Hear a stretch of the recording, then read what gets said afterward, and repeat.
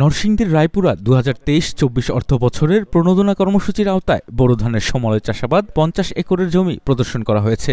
এই কর্মসূচির আওতায় অন্তর্ভুক্ত করা হয়েছে এলাকার প্রায় ৭০ জন প্রান্তিক চাষিকে। উপজেলা কৃষি সম্প্রসারণ অধিদপ্তরের সার্বিক সহায়তায় যান্ত্রিক পদ্ধতিতে ওই সমলয় চাষাবাদে ধানের চারা রোপণ থেকে ধান কাটা পর্যন্ত সকল আয়োজন করে দিচ্ছে কৃষি সম্প্রসারণ অধিদপ্তর। এবার এই সমলয় চাষাবাদ করা হয়েছে পৌরসভার কলাবাড়িয়া এলাকায়। এই সমলয় চাষাবাদে অনেক কৃষক আগ্রহ প্রকাশ করায় প্রয়োজনীয় সহযোগিতা করা হবে বলে জানালেন উপজেলা কৃষি অফিসার কৃষিবিদ মোহাম্মদ মোস্তাফিজুর রহমান।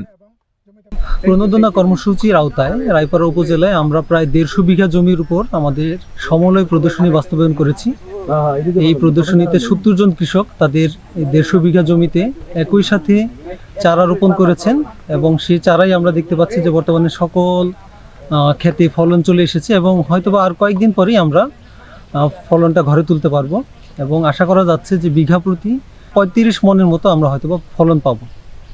এখন তো প্রদর্শনী ছিল, সরকারি সহায়তা ছিল, সামনে হয়তোবা সরকারি সহায়তা থাকবে না, কিন্তু তাদের যে আগ্রহ আছে সেই আগ্রহের উপর ভিত্তি করে তারা হয়তোবা নিজেরা ঐক্যবদ্ধ হবে এবং আমরা তাদেরকে সেই ঐক্য ধরে রাখার জন্য আমরা তাদেরকে উৎসাহ প্রদান করব।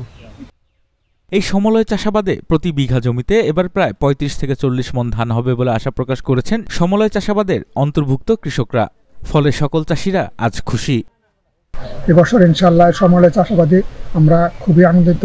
ইনশাআল্লাহ সমলয় চাষাবাদী ধান ইনশাআল্লাহ খুবই ভালো হয়েছে এবং মাননীয় কৃষিমন্ত্রী মহোদয়ের প্রচেষ্টা এবং মাননীয় প্রধানমন্ত্রী বাংলাদেশ কৃষি প্রধানশীল দেশ, এই দেশে ধান চাষের কৃষকের উৎসাহিত করছে এবং মাননীয় প্রধানমন্ত্রীর দূরদর্শন নেতৃত্বে কৃষি এবং কৃষি বর্তমানে যান্ত্রিক ও আধুনিক কৃষিতে রূপান্তরিত হয়েছে। সকল সমলয় কৃষকের পক্ষ থেকে মাননীয় প্রধানমন্ত্রীকে ধন্যবাদ। আশা করি ইনশাআল্লাহ এই বছর প্রতি বিঘা ৩৫ থেকে ৪০ মন ধান হওয়ার সম্ভাবনা আছে, বাকিটুকু আল্লাহ পাকের ইচ্ছা।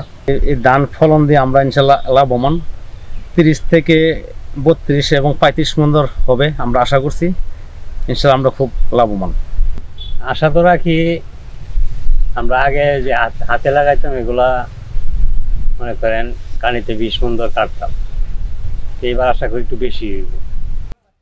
এই সমলয় চাষাবাদে নেওয়া হয়েছে AWD কার্যক্রম। এই কার্যক্রমের ধান চাষাবাদে নন AWD চাষাবাদ থেকে পানির সেচ কম লাগে। ফলে কৃষকদের ধান চাষে পানি সাশ্রয় হওয়ায় তারা ভবিষ্যতে অর্থনৈতিকভাবে লাভবান হবেন। ফলে অনেকেই এই চাষাবাদে আগ্রহ প্রকাশ করছেন।